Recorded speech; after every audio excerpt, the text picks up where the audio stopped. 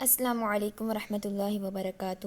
ہمارا سبق تھا سبق نمبر 5 تنوین، جس کا ہم نے پارٹ 2 آج پڑھنا ہے۔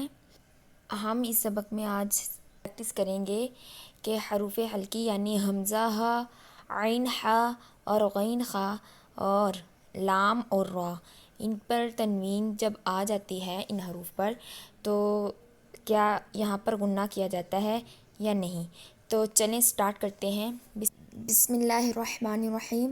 قاف دو زبر قن، قاف دو زیر قن، قاف دو پیش قن، قن قن قن۔ اب آپ نے نوٹ کیا ہوگا کہ یہاں دونوں دو زبر اور دو زیر، یہاں پر میں نے آواز پہ ناک میں لے کر گئی ہوں اور روکا ہے تھوڑا سا، یعنی کہ غنہ کیا ہے، لیکن قاف دو پیش قن یہاں پر میں نے غنہ نہیں کیا۔ اس کی وجہ یہ تھی کہ جب قاف دو پیش قن تو نون ساکن کے بعد حروف حلقی میں سے ہا آ رہا ہے تو یہاں پر غنہ نہیں کروں گی، اور یہاں پر غنہ نہیں کریں گے۔ اسی طرح لفظ ہا ہے، ہا دو زبر ہن، ہا دو زیر ہن، ہا دو پیش ہن، ہن ہن ہن، یہاں پر بھی ہم غنہ نہیں کریں گے۔ ہا دو زبر ہن، ہا دو زیر ہن، ہا دو پیش ہن، ہن ہن ہن، یہاں پر بھی ہم غنہ نہیں کریں گے۔ حمزہ دو زبر ان، حمزہ دو زیر ان، حمزہ دو پیش ان، ان ان ان۔ اب لفظ عین ہے، عین دو زبر عن، عین دو زیر عن، عین دو پیش عن، عن عن عن۔ دال دو زبر دن، دال دو زیر دن، دال دو پیش دن، دن دن دن۔ یہاں پر بھی جو دو پیش کی دال ہے اس کے بعد نون ساکن ہے اور نون ساکن کے بعد خا آ رہا ہے جو کہ حروف حلقی میں سے ہے، تو یہاں پر غنہ نہیں کریں گے۔ اب یہ لفظ خا ہے تو یہاں پر آتے ہیں خا دو زبر خن، خا دو زیر خن، خا دو پیش خن، خن خن خن۔ غین دو زبر غن، غین دو زیر غن، غین دو پیش غن، غن غن غن۔ با دو زبر بن، با دو زیر بن، با دو پیش بن، بن بن بن۔ تھوڑی سی ناک میں آواز لے کر جانی ہے اور اسے ٹھہرانا ہے۔ میم دو زبر من، میم دو زیر من، میم دو پیش من، من من من۔ اب اسی طرح لفظ واو ہے، واو دو زبر ون، واو دو زیر ون، واو دو پیش ون، ون ون ون۔ اب لفظ فا ہے اور اس کے بعد لام آ رہا ہے، یہاں پر واو تھا اور اس کے بعد فا آ رہا تھا، یہاں پر واو تھا اور اس کے بعد فا آ رہا تھا تو یہاں پر ہم نے غنہ کیا، لیکن اب فا کے بعد لام آ رہا ہے تو ہم اس کو کس طرح ادا کریں گے، چلیں دیکھتے ہیں۔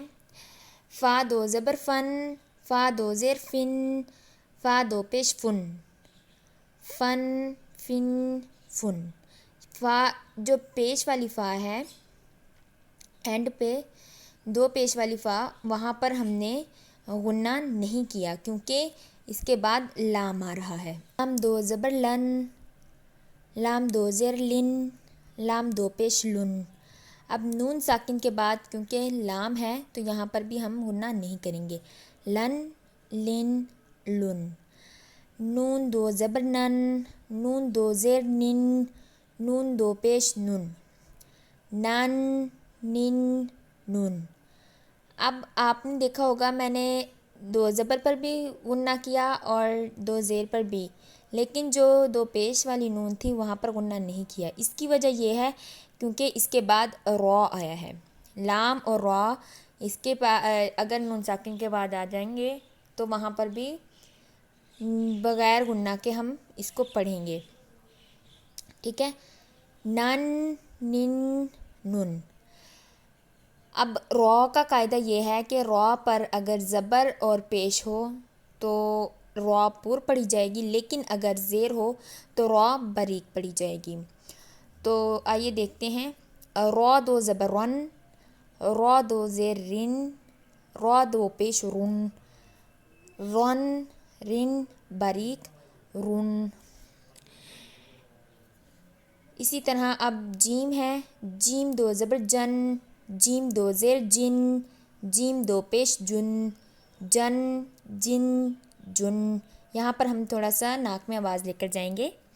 اسی طرح لفظ شین، شین دو زبر شن، شین دو زیر شن، شین دو پیش شن، شن شن شن۔ یا دو زبر ین، یا دو زیر ین، یا دو پیش ین، ین ین ین۔ امید کرتی ہوں آپ کو آج کا سبق سمجھ میں آیا ہوگا، اور اگر آپ میری ویڈیو کو دیکھتے ہیں تو اسے لائک، شیئر اور مجھے فالو ضرور کریں، اور میرے یوٹیوب چینل کو بھی سبسکرائب کریں تاکہ اس طرح کی مزید ویڈیو بنا کر میں اور آپ ہم سب قرآن پاک کو صحیح تلفظ کے ساتھ سیکھ سکیں۔ اور آخر میں میری دعا یہی ہے کہ اللہ تعالی ہم سب کو قرآن پاک کی صحیح ادائیگی کے ساتھ، اس کے تلفظ کے ساتھ پڑھنے کی توفیق دے، اور ہمیں قرآن پاک کے احکام پر عمل کرنے کی توفیق دے، آمین۔ السلام علیکم ورحمۃ اللہ وبرکاتہ۔